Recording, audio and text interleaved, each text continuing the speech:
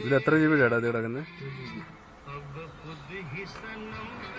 ഒരു കാലിയായി കുറെ ആയി കാണും.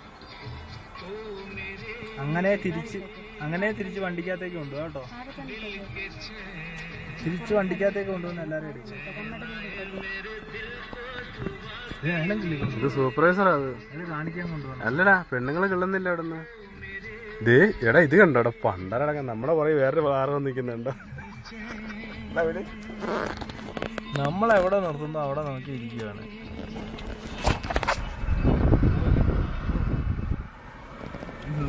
അതേ നമ്മൾ ഇങ്ങോട്ട് നോക്കിയോ? ഇത് കണ്ടോ?